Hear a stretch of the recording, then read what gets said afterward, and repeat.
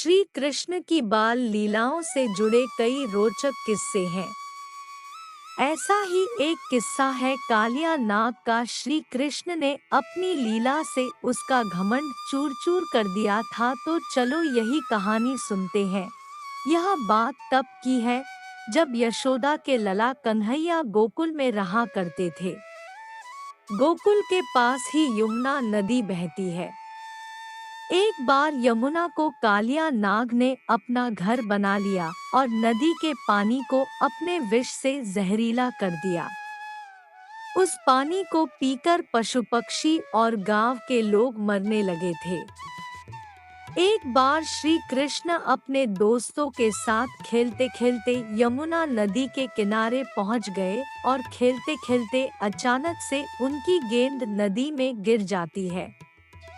अब यमुना नदी के पानी और उसमें रहने वाले कालिया नाग के बारे में सभी को मालूम था, इसलिए मौत के डर से कोई भी नदी में जाने को तैयार नहीं हुआ। तब श्री कृष्ण ने कहा कि मैं गेंद लेकर आता हूँ।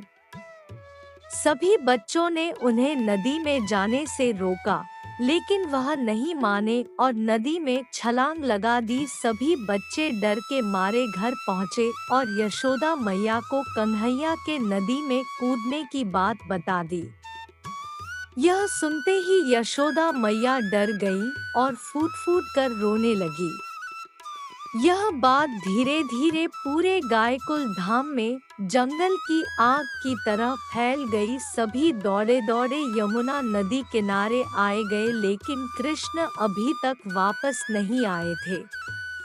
वहीं नदी में कृष्ण को देखकर कालिया नाग की पत्नियों ने उन्हें वापस जाने को कहा, लेकिन कृष्ण नहीं माने और तभी कालिया नाग जाग गया।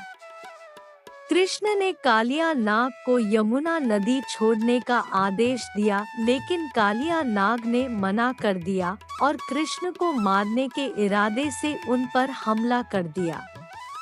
कृष्ण और कालिया नाग की जोरदार लड़ाई हुई। कुछ समय के बाद कालिया नाग हार गया और कृष्ण उसके फन पर नाचने लगे। कालिया नाग थकने के बाद कृष्ण से अपने प्राण बचाने के लिए प्रार्थना करने लगा। तब कृष्ण ने उसे अपने स्थान पर वापस जाने को कहा। कालिया ने कहा कि वहां पर गरुड़ मुझे मार डालेगा, मैं वहां कैसे जाऊं? इस पर कृष्ण ने कहा कि मेरे चरणों के निशान तुम्हारे फन पर हैं, उसे देखकर गरुड़ तुमको नहीं मारेगा।